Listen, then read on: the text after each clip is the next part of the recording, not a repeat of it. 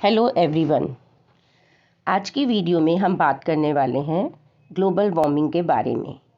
क्या होती है ग्लोबल वार्मिंग और इसके क्या कॉजेज़ हैं और इसके क्या इफ़ेक्ट्स होते हैं, ये सब हम इस वीडियो में समझेंगे। चलिए वीडियो स्टार्ट करते हैं। सबसे पहले समझ लेते हैं कि ग्लोबल वार्मिंग होती क्या है। ये तो हम सभी जानते हैं कि अल्टीमेट सोर्स ऑफ हीट अर्थ के लिए सन है।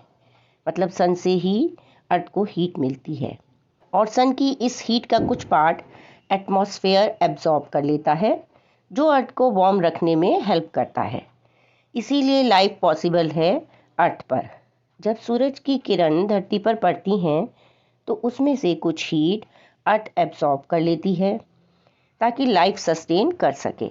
जैसे जैसे अर्थ सन की लाइट को एब्जॉर्ब करती है वैसे वैसे वो वार्म होती जाती है और फिर जब इस हीट को अर्थ रेडिएट करती है या वापस छोड़ती है तो कुछ हीट तो स्पेस में वापस चली जाती है और कुछ ग्रीन हाउस गैसेस एब्जॉर्ब कर लेती हैं। अब ग्रीन हाउस गैसेस क्या होती हैं? ये वो गैसेस होती हैं जो बाहर से मिल रही हीट को अपने अंदर सोख लेती हैं। ग्रीन हाउस गैसेस का यूज़ जनरली बहुत ज़्यादा ठंडे इलाकों में होता है। इनको प्लांट्स को वार्म रखने के लिए इन गैसेस का यूज़ किया जाता है। ऐसे में इन प्लांट्स को एक ग्लास हाउस में रखा जाता है और वहाँ ग्रीन हाउस गैस छोड़ दी जाती हैं। ये गैसेस सन से आने वाली गर्मी को सोख लेती हैं और प्लांट्स को वार्म रखती हैं। इसी तरह से प्रोसेस चलता है अर्थ के साथ।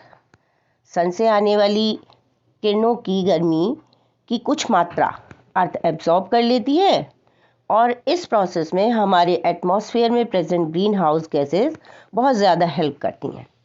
ग्रीन हाउस गैसेस हैं जैसे कि हमारी कार्बन डाइऑक्साइड हो गई, मीथेन है, नाइट्रस ऑक्साइड है, ये सब ग्रीन हाउस गैसेस हैं।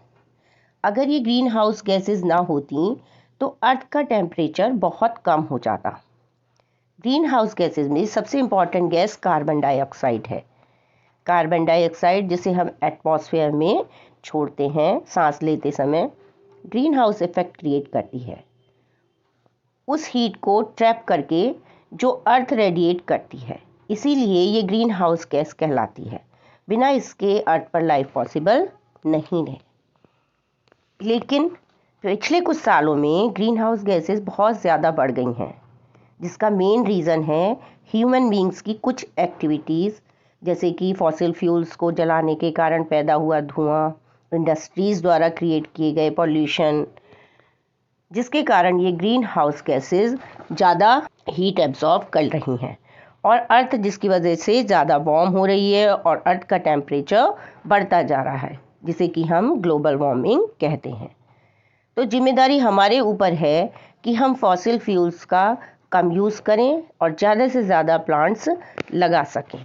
इसी कॉन्सेप्ट से कार्बन फुटप्रिंट जुड़ा है। कार्बन फुटप्रिंट का मीनिंग है कार्बन डाइऑक्साइड की वो मात्रा जो किसी ऑर्गेनाइजेशन या इंडिविजुअल के द्वारा एटमॉस्फेयर में रिलीज़ की जाती है किसी टाइम पर।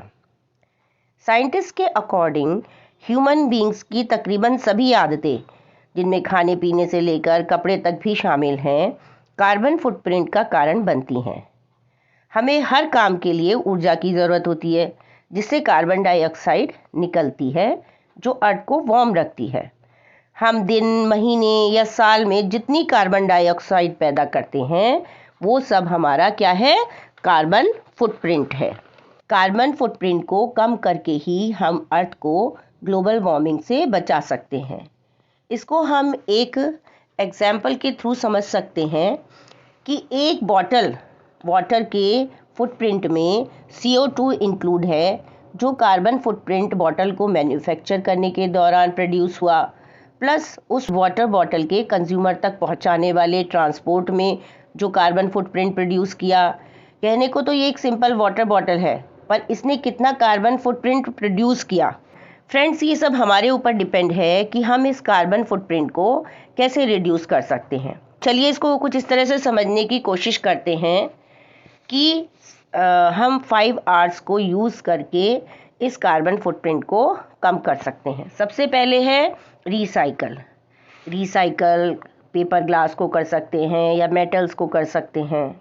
रीयूज़, रिपेयर योर अप्लाइंसेस, हमें अपने अप्लाइंसेस को टाइमली रिपेयर कराते रहना चाहिए। रिफ्यूज़ टू यूज़ प्लास्टिक, किसको रिफ्यूज़ कर सकते हैं? प्लास्टिक के यूज़ को। Reduce use of petrol. Rot, turn your kitchen scraps into compost, rotten चीज़ को हम मैन्योर की तरह यूज़ कर सकते हैं। इसको कम करने के कार्बन फुटप्रिंट को कुछ और भी तरीके हैं, जैसे कि हम साइकिल ज़्यादा चलाएं, पेट्रोल का यूज़ कम करें, या फिर हम वाटर सोर्सेज को अपना प्रोटेक्ट करें, वाटर कम यूज़ करें, उसको वेस्टेज ना करें, अपनी फ्यूचर जनरेशन के लिए बचाएं। सीजनल चीज़ें खाएं जो लोकल में मिलती हैं और ज़्यादा प्लांट्स लगाएं।